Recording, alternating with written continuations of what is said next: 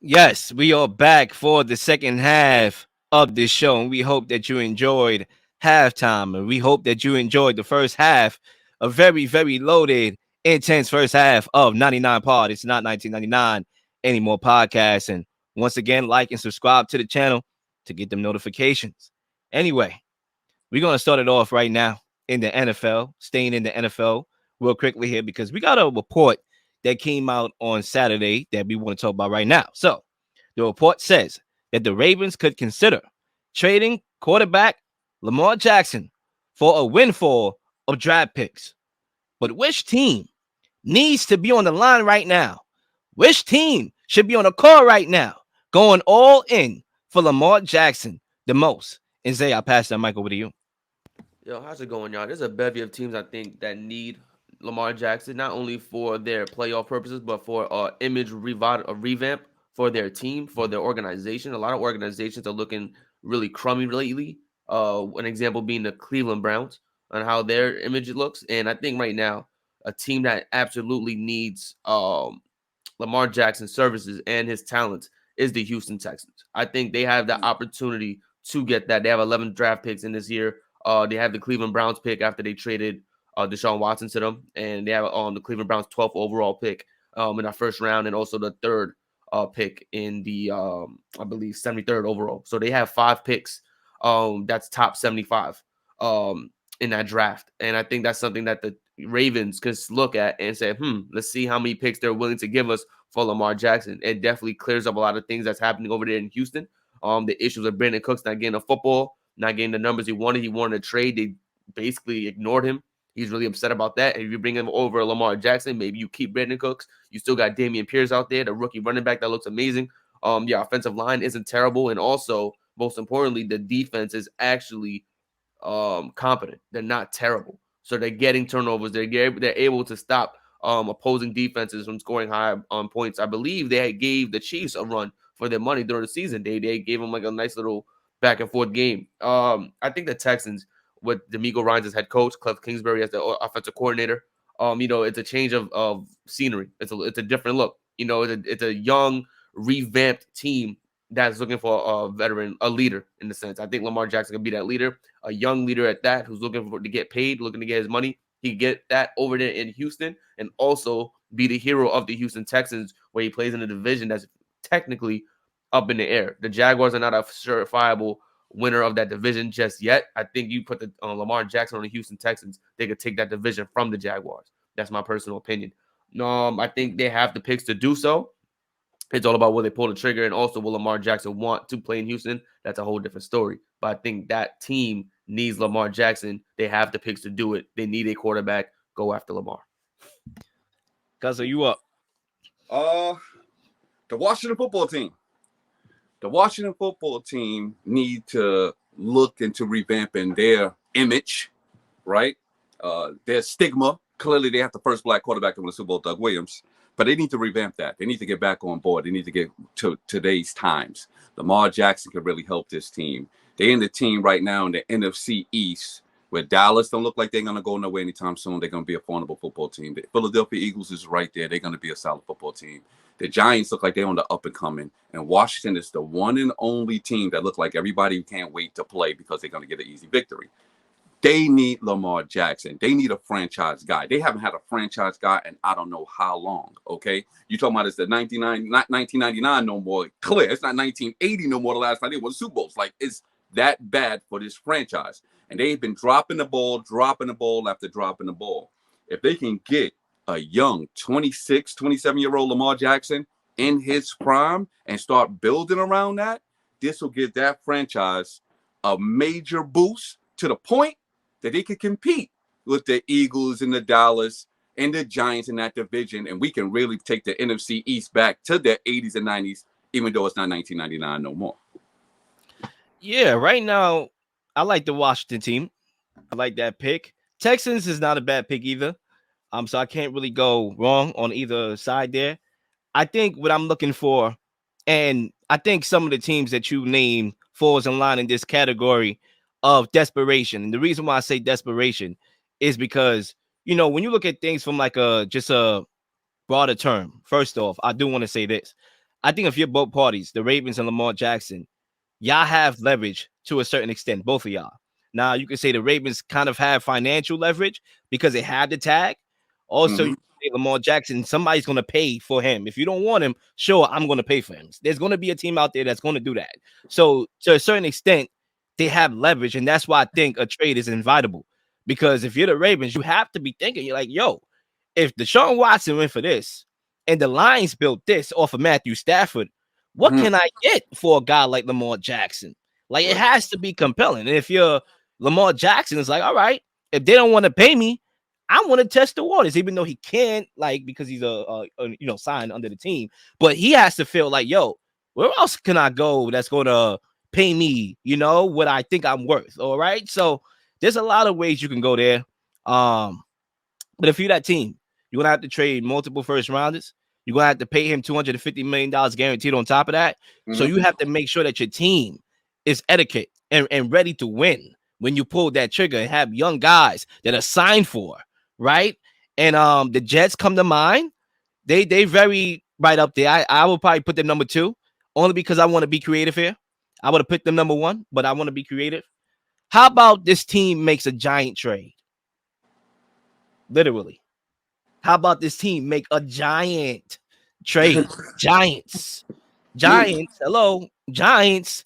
How about they make this deal for Lamar Jackson? Look, the reason why is because I think Daniel Jones kind of priced himself out of New York. Like, I really feel he priced himself out. When he beat the Vikings in the playoffs in the wild card, he made a lot of money. And it's like, do you really believe in Daniel Jones? Do you want to pay him, what is it, 45 million and dollars? If you franchise tag him, is he really worth that money? I don't know. I think he priced himself out of New York. So the question becomes, do I want to overpay for Daniel Jones or do I want to overpay for Lamar Jackson? And if you ask me, and I'm a Daniel Jones guy, in fact, I was the only one in this 99 pod family that had him ranked the highest in my quarterback list coming into this year. Because, like, I love quarterbacks. I love watching them. And there's something about this cat. So I honestly, I don't think he's that far away from your Jalen Hurts and your top elite. I think he's in the second tier. I really do. Okay. But I don't know if the Giants perceive him that way. Brian Dable's not the guy who drafted him. I don't know if Giants fans perceive him that way, like how I do. So how about you make a giant trade? How about you overpay for Lamar Jackson and not overpay for Daniel Jones, right? And you know that if you have Lamar Jackson with Brian Dable, my gosh, and Saquon, oh God, now we talking, we can compete for a little something, right? We made the playoffs this year with not much. Now we have a dynamic quarterback in Lamar Jackson being coached by Brian Dable, who we know could scheme, who we know worked with Josh Allen and made him take that next leap, right? We know he could work with Daniel Jones and economize his strengths. That's why they made the playoffs, right? We know that they can do a lot of things with Saquon Barkley. He's back. He's a top back in the league. You can franchise tag him. Get you Lamar Jackson, sign you a cheap Odell Beckham Jr., and, go ahead, make the move. So to me, Mm. my number 1 and 2 would be the two New York teams. Two New York teams. I think they can do it. I think it'd be the Jets. It makes a whole lot of sense because you have guys that are signed for. You drafted well. So how about you, it's like you going to school and you graduated. How about you treat yourself? Take yourself out for a movie. You know what I'm saying? Holla at Pam. You know what I'm saying? You doing, Pam? You want to come through the movies, man? You know what I'm saying? Treat yourself. Treat yourself because you drafted well. Get yourself a pat on the back and treat yourself to Lamar Jackson. So I'm going Giants number 1, and not too far, I'm going Jets number 2. Mm. Well, I'm gonna go here for you. The Giants never had a black quarterback in their franchise history. I don't know if they're ready for that. I'm just keeping it real. Hey, it's not 1999 anymore. You're right. They got to do it. So it'd be a smart move for them from an image revamping. You know what I mean? Let everybody know, hey, man, we do black quarterbacks too. They should do it. I mean, Yeah, hey, Zay, they I'm did gonna have let you Gino that respond to 1 year. They had who? Gino that 1 year. Yeah. Okay. Right. My bad. Thanks for the encyclopedia, man. That right there. What That's he the played fact. like one game? He played like one game for them? Yeah, it was like 1 game. I mean, they do. I mean, they have backups like Tyrod Taylor is black. You know what I'm saying? Right. backups, bench warmers. But how about you get you a black starting quarterback? Because Yeah. clearly you had a black Super Bowl, right? Two Right. black quarterbacks in the Super Bowl. Right. So It's clear time. black quarterbacks could play. You know what I'm Correct. saying? And that's the one thing that I really want to highlight. And I'm gonna probably dive into this more. I'm pretty sure I'm gonna have another episode with Zach this week, talking about the Super Bowl. I But really think real what quick, went under the radar. Go ahead. I'm trying to get on that, so you gotta let me know. I bet. I'm gonna hit you up for sure.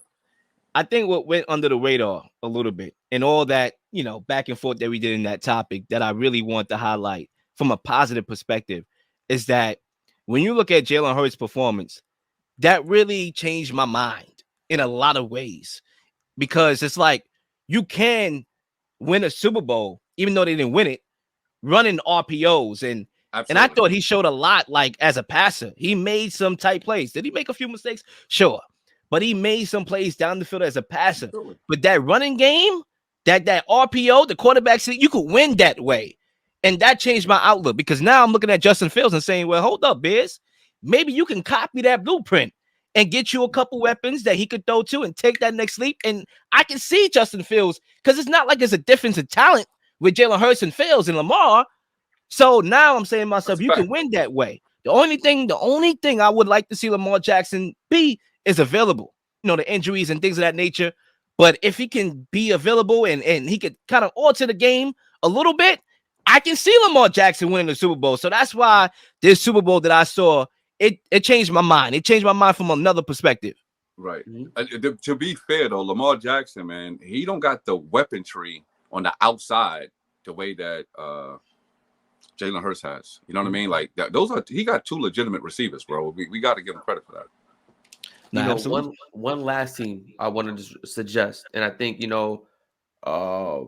talked about it briefly throughout the couple weeks. Detroit Lions, Lamar Jackson to the Detroit Lions would actually be very enticing if you want to really build this team youth wise. With Lamar Jackson being 25 years old, with the rest of the young cats. And also, you trade Jared Goff over to the Ravens, who are looking more for a pass-heavy leader, a guy who knows how to throw the football. And the Ravens have been showing that they like to use other quarterbacks to throw the football. They don't like using Lamar Jackson to throw the football. So we put Jared Goff over there in Baltimore, their prototypical quarterback that they want, a guy who's pass-heavy, a guy who knows how to throw the football. You bring over Lamar Jackson to Detroit Lions with the young group that they have, that young receivers, young running backs, all those young guys in the front line. Bring over to Lamar Jackson and really make Detroit explosive. Yo, I gotta. I love that one because they won't have to give up too much draft capital because they be sending over Jared Goff. I mean, they're gonna have to give a lot of draft capital. I'm not going. If I'm the Ravens, I'm not just taking Jared Goff and a couple picks. But you ain't gonna have to give up as much. You're gonna have to give up that 6 pick that you have, that 6 overall, where you can get a backup quarterback like CJ Stroud, a young quarterback that you can use, while you bridge Jared Goff out of here. Like, I don't know. Like, they had that pick. They can get CJ Stroud. If they really want a quarterback and they have that pick to get one, why just not draft CJ Stroud? And you could develop him because you already got a guy in Jared Goff who almost got you to the playoffs. So that's why I wouldn't do that. And on top of that, defensively, they have to build that defense. That defense is suspect. They were, I believe, top 5 in points scored per game. So clearly, it didn't matter. We saw Lamar Jackson on the Ravens when they was putting up a lot of numbers, and Lamar Jackson was playing well. It didn't matter because their defense couldn't stop a nosebleed. I think Detroit, they building something that is championship caliber, but they have to continue building that defense. And if you're wanting a quarterback, why not just draft a young guy who you could groom in? That's what I would do. But Zay, I would throw this question back to you. Would you rather trade for Daniel Jones or Jared Goff? Because in my trade, I'm sending Daniel Jones back to the Ravens, and he can scramble. So if they don't want to change their offense completely, I think Daniel Jones gives you more upside than Jared Goff. Don't you think?